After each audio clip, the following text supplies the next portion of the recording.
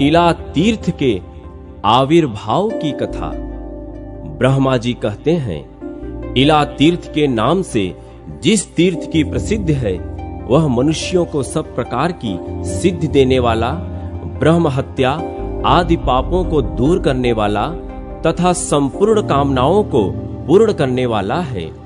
वैवस्वत मुनि के वंश में इल नामक एक राजा हो गए हैं। वे बहुत बड़ी सेना साथ लेकर शिकार खेलने के लिए वन में गए। वहां उनकी बुद्धि में कुछ दूसरा ही निश्चय हुआ। उन्होंने अमात्यों से कहा, आप सब लोग मेरे पुत्र द्वारा पालित नगर में चले जाएं। देश, कोश, बल, राज्य तथा मेरे पुत्र की भी रक्षा करें। महर्षि वशिष्ठ भी हमारे लिए पिता के समान हैं। वे भी अग्निहोत्र की अग्नियों को लेकर मेरी पत्नियों के साथ लौट जाएं। मैं अभी इस वन में ही निवास करूंगा। बहुत अच्छा कहकर सब लोग चले गए और राजा धीरे धीरे रत्नमय हिमालय पर्वत पर जाकर वहीं निवास करने लगे। एक दिन उन्होंने उस पर्वत पर एक गुफा देखी जो नाना प्रकार के रत्नों से विचित्र शोभा पा रही थी। उस गुफा में यक्षों का राजा समन्वय रहता था। उसके साथ उसकी पतिव्रता पत्नी समा भी रहा करती थी। उस समय वह यक्ष मृग रूप धारण करके अपनी पत्नी के साथ विचर रहा था। भांति भांति के रत्नों से चित्रित उसका वह विशाल गृह सूना पड़ा था। अतः राजा अपनी भारी सेना के साथ वहीं ठहर गए। वह यक्ष अधर्म के कोप से पत्नी के साथ मृग रूप धारण करके रहता था। उसने सोचा, इस राजा ने मेरा घर छीन लिया, मैं इसे जीत सकता नहीं और यह मांगने पर देगा नहीं। अब क्या करूं?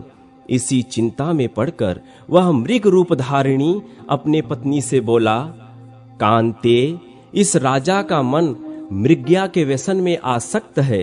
यह कैसे विपत्ति में फंसे, इसके लिए कोई उपाय सोचो। मेरा विचार है कि तुम मनोहर मृगी का रूप धारण करके इसके सामने से निकलो और इसे अपनी ओर आकृष्ट करके किसी तरह अंबिका वन में पहुंचा दो। उसके भीतर प्रवेश करते ही यह राजा स्त्री हो जाएगा। भद्रे, यह काम तुम ही कर सकती हो, मेरे लिए यह उचित न होगा। यक्षिणी ने पूछा, नाथ, अंबिका वन तो बड़ा सुंदर है, तुम उसमें क्यों नहीं जा सकते? यदि तुम भी चले जाओ तो क्या दोष होगा, यह हमें ठीक ठीक बताओ। यक्ष ने कहा, एक समय पार्वती ने एकांत बैठे हुए भगवान शंकर से कहा, देवेश्वर, स्त्रियों के लिए यह स्वाभाविक इच्छा होती है कि उनकी रति क्रीड़ा सदा गुप्त रहे। इसलिए मुझे ऐसा नियत स्थान दीजिए जो आपकी आज्ञा से सुरक्षित हो। मैं स्थान वही चाहती हूँ जो उमावन के नाम से प्रसिद्ध है। उसमें आप गणेश, कार्तिकेय और नंदी के सिवा जो कोई भी प्रवेश करेगा वह स्त्री हो जाएगा। शंकर जी ने प्रसन्न होकर कहा, ऐसा ही हो, इसलिए उमा के उस वन में मुझे नहीं जाना चाहिए। अपने स्वामी का यह वचन सुनकर इच्छा अनुसार रूप धारण करने वाली वह यक्षिणी विशाल नेत्रों वाली मृगी बनकर राजा के सामने आई। यक्ष वहीं ठहर गया। राजा ने मृगी को देखा। मृगिया में तो उनकी आसक्ति ही थी। मृगी पर दृष्टि पड़ते ही वे अकेले घोड़े पर जा बैठे और उसका पीछा करने लगे। वह धीरे धीरे राजा को अंबिका वन तक खींच ले गई। जब घोड़े पर बैठे ही बैठे उमा वन में प्रविष्ट हो गए, तब यक्षिणी ने मृगी का रूप छोड़कर दिव्य रूप धारण कर लिया और अशोक वृक्ष के नीचे खड़ी हो राजा को देखकर हंसने लगी। पति की कही हुई बातों को याद करके वह राजा से बोली, सुंदरी इला, तुम अकेली अबला घोड़े पर चढ़कर पुरुष के वेश में कहां जाती हो? किसके पास जाओगी? उसके मुख से इला शब्द सुनकर राजा क्रोध से मूर्छित हो उठे और यक्षिणी को डांट कर मृगी का पता पूछने लगे। यक्षिणी ने पुनः कहा, इले, इले, अपने आप को अच्छी तरह देख तो लो, फिर मुझे मिथ्यावादिनी या सत्यवादिनी कहना। तब राजा ने देखा, उनकी छाती में 2 ऊंचे ऊंचे स्तन उभर आए थे। यह मुझे क्या हो गया? यह कहते हुए राजा चकित हो गए। उन्होंने यक्षिणी से पूछा, सुव्रते, यह मुझे क्या हो गया? इस बात को आप ठीक ठीक जानती हैं, अतः बताइए आप कौन हैं, इसका भी परिचय दीजिए। यक्षिणी बोली, हिमालय की श्रेष्ठ गुफा में मेरे पति यक्षराज सामान्य निवास करते हैं। मैं उन्हीं की पत्नी हूँ। जिस शीतल कंदरा में आप ठहरे हुए हैं, वह हमारा ही घर है। मैं ही मृगी बनकर आपको यहाँ तक ले आई हूँ। यह उमावन है। यहाँ के लिए पूर्व काल में महादेव जी यह वर दे चुके हैं कि जो पुरुष इसमें प्रवेश करेगा वह स्त्री हो जाएगा। अतः आप भी स्त्री हो गए हैं। इससे आपको दुखी नहीं होना चाहिए। कोई कितना ही प्रौढ़ क्यों न हो, भवितव्यता को नहीं जान सकता। इस प्रकार इला को आश्वासन दे वह सुंदरी यक्षिणी अंतर्धान हो गई। उसने पति से सारा हाल कह सुनाया। यक्ष भी यह सुनकर बहुत प्रसन्न हुआ। इधर इला गाती और नृत्य करती हुई उमावन में ही रहने लगी। वह कर्म की गति का स्मरण करती हुई स्त्री स्वभाव के अनुसार चेष्टा करती थी। एक दिन जब इला नृत्य कर रही थी, बुध ने उसे देखा। वे अपने पिता को नमस्कार करने के लिए जा रहे थे। इला पर दृष्टि पड़ते ही उन्होंने यात्रा स्थगित कर दी और उसके पास आकर कहा, देवी, तू स्वर्ग में रहकर मेरी प्रिया भार्या हो जा। इला ने भक्ति पूर्वक बुध की आज्ञा अभिनंदन करके उसे स्वीकार कर लिया। बुध अपने उत्तम स्थान ले जाकर इला के साथ प्रेम पूर्वक विहार करने लगे। उसने भी सब प्रकार की सेवाओं से पति को संतुष्ट किया। इस प्रकार बहुत समय व्यतीत हो जाने पर बुध ने प्रसन्न हो अपनी प्रिया से कहा, कल्याणी, मैं तुझे क्या वर दूं? तेरे मन में जो प्रिय वस्तु हो उसे मांग ले। इला सहसा बोल उठी, पुत्र दीजिए। बुध ने कहा, यह मेरा वीर्य अमोघ तथा प्रेम से प्रकट हुआ है। अतः तेरे गर्भ से विश्व विख्यात क्षत्रिय पुत्र उत्पन्न होगा। उससे चंद्रवंश की वृद्धि होगी।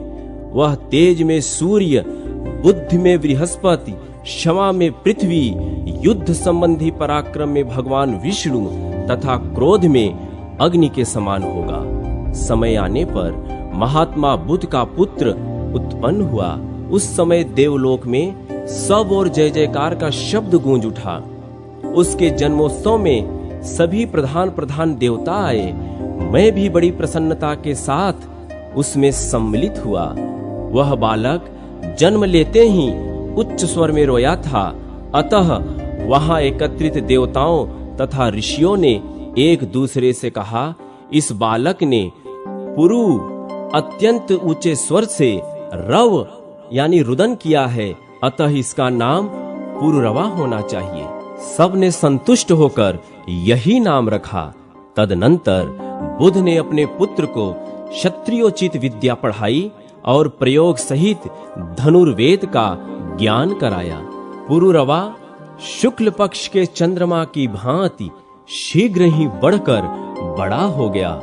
उसने अपनी माता को दुखी देख विनीत भाव से नमस्कार करके कहा, माता जी, बुध मेरे पिता और आपके प्रियतम पति हैं। मुझ जैसा कर्मठ पुरुष आपका पुत्र है। फिर आपके मन में चिंता किस बात की है? इला बोली, बेटा, ठीक कहते हो। बुध मेरे स्वामी हैं और तुम मेरे गुणाकर पुत्र हो। अतः मुझे पति और पुत्र के लिए कभी चिंता नहीं होती। तथापि मेरे मन में पहले का ही कुछ दुख है, जिसका बारंबार स्मरण होने से मैं चिंता में डूब जाती हूँ। पुरुरवा ने कहा, माँ, पहले मुझे अपना वही दुख बताओ। तब इला ने पुरुरवा को इक्ष्वाक वंश का परिचय देते हुए अपने जन्म, नाम, राज्य प्राप्ति, पुत्र जन्म, पुरोहित वशिष्ठ, प्रिय पत्नी, वन में आगमन, हिमालय की कंदरा में निवास, उमा वन में प्रवेश, स्त्रीत्व की प्राप्ति, बुध से समागम, प्रेम तथा पुनः पुत्र जन्म आदि से संबंध रखने वाली सभी बातें कह सुनाई। सुनकर पुरुरवा ने माता से पूछा, मैं क्या करूं? क्या करने से शुभ परिणाम होगा? इला बोली, बेटा, तुम्हारे अनुग्रह से मैं पुरुषत्व की प्राप्ति, उत्तम राज्य, तुम्हारा तथा अन्य पुत्रों का अभिषेक, दान देना, यज्ञ करना तथा मुक्ति के मार्ग का अवलोकन करना आदि सब कुछ चाहती हूँ। तुम अपने पिता बुध के पास जाकर सब बातें यथार्थ रूप से पूछो, वे सब जानते हैं, तुम्हारे लिए हितकर उपदेश देंगे। माता के कहने से पुरुरवा अपने पिता के पास गए और उन्हें प्रणाम करके उन्होंने अपनी माता का तथा अपना कर्तव्य पूछा। बुध ने कहा, महामते, मैं राजा इल को जानता हूँ। उनके इला होने का वृत्तांत भी मुझसे छिपा नहीं है। उमा के वन में आना और उस वन के विषय में भगवान शंकर की आज्ञा का हाल भी मुझे मालूम है। बेटा, भगवान शिव और पार्वती के प्रसाद से इल का शाप दूर हो सकता है। उन दोनों की आराधना के सिवा दूसरा कोई उपाय नहीं है। तुम गोदावरी नदी के तट पर जाओ, वहां भगवान शिव पार्वती जी के साथ सदा विराजमान रहते हैं। वे ही वरदान देकर शाप को नाश करेंगे। पिता की बात सुनकर पुरुरवा बहुत प्रसन्न हुए। उन्होंने माता को पुरुषत्व प्राप्त करने की इच्छा से हिमालय पर्वत, माता, पिता तथा गुरु को मस्तक झुकाया और तपस्या करने के लिए तुरंत ही त्रिभुवन पावनी गौतमी गंगा की ओर प्रस्थान किया। पुत्र के पीछे पीछे इला और बुध भी गए। वे सब लोग गौतमी के तट पर पहुंचे और वहां स्नान करके तपस्या करते हुए भगवान की स्तुति करने लगे। पहले बुध ने, फिर इला ने, तत्पश्चात पुरुरवा ने देवी पार्वती तथा भगवान शंकर का स्तवन किया।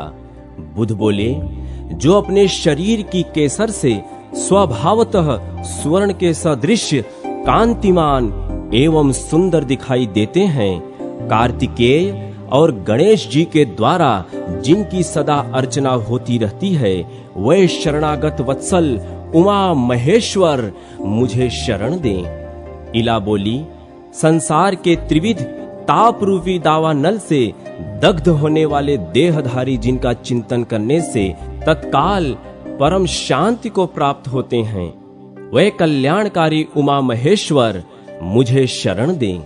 देव, मैं आर्त हूँ, मेरे हृदय में बड़ी पीड़ा है। क्लेश आदि से मेरी रक्षा करने वाला आपके सिवा दूसरा कोई नहीं है। शरणागत की रक्षा करने वाले आपके जो दोनों परम पवित्र चरण हैं, वे मुझे शरण दें। पुरुरवा बोले, जिनसे इस जगत की उत्पत्ति होती है तथा प्रलय काल में यह सब जिनके ही भीतर लय को प्राप्त होता है, वह संसार को शरण देने वाले जगात्मा उमा महेश्वर मुझे शरण दें। देवताओं के समुदाय में एक महान उत्सव के अवसर पर गिरिराज कुमारी पार्वती ने महादेव जी से कहा था, ईश, आप मेरे दोनों चरण पकड़ें। इस पर शिव जी ने अत्यंत प्रीतिवश पार्वती के जिन दोनों शरणागत पालक चरणों को ग्रहण किया था, वे मुझे शरण दें। यह स्तुति सुनकर उमा और महेश्वर प्रकट हो गए। भगवती उमा ने कहा, तुम लोगों का मनोरथ क्या है? बताओ, मैं उसे पूर्ण करूंगी। तुम्हारा कल्याण हो। तुम लोग कृतार्थ हो गए। जो वस्तु देवताओं के लिए भी दुर्लभ हो, वह भी मैं तुम्हें दूंगी। पुरुरवा बोले, जगदम्बिके, राजा इल अज्ञानवश आपके वन में घुस गए थे। देवेश्वरी, आप उनके उस अपराध को क्षमा करें और पुनः उन्हें पुरुषत्व प्रदान करें। पार्वती ने भगवान शंकर की सम्मत के अनुसार तथास्तु कहकर उन सब की प्रार्थना स्वीकार की। इसके बाद शिव जी ने कहा, राजा इल गौतमी गंगा में स्नान करने मात्र से पुरुष हो जाएंगे। तब बुद्ध की पत्नी इला ने गंगा में स्नान किया। स्नान के पश्चात इला के शरीर से जो जल चू रहा था, उसके साथ उसके नारी जनोचित सौंदर्य, नृत्य और संगीत भी गंगा की धारा में मिल गए। वे ही नृत्या, गीता और सौभाग्या नाम की नदियों के रूप में परिणित हुए। वे नदियां भी गंगा में आ मिली। इससे वहां 3 पवित्र संगम हो गए। उनमें किया हुआ स्नान और दान इंद्र पद की प्राप्ति करने वाला है। शिव और पार्वती के प्रसाद से पुरुषत्व प्राप्त करने के पश्चात राजा इल ने महान अभ्युदय की सिद्धि के लिए वहां अश्वमेध यज्ञ किया। पुरोहित वशिष्ठ अपनी पत्नी, पुत्र, अमात्य, सेना और कोशकों को लाकर उन्होंने वह यज्ञ संपन्न किया। दंडक वन में इल ने चतुरंगनी सेना सहित राज्य की स्थापना की। वहां इल के नाम से विख्यात उनका नगर भी है। सूर्य वंश की परंपरा में जो उन्होंने पहले पुत्र उत्पन्न किए थे, उनको राज्य पर अभिषिक्त करने पीछे स्नेहवश पुरूरवा का भी अभिषेक किया। ये राजा पुरूरवा ही चंद्र वंश के प्रवर्तक हुए। जहां राजा को पुरुषत्व की प्राप्ति हुई, वहां गौतमी के दोनों तटों पर 16,000 तीर्थों का निवास है। वहां इलेश्वर नामक भगवान शंकर की भी स्थापना हुई। उन तीर्थों में स्नान और दान करने से संपूर्ण यज्ञों का फल प्राप्त होता है।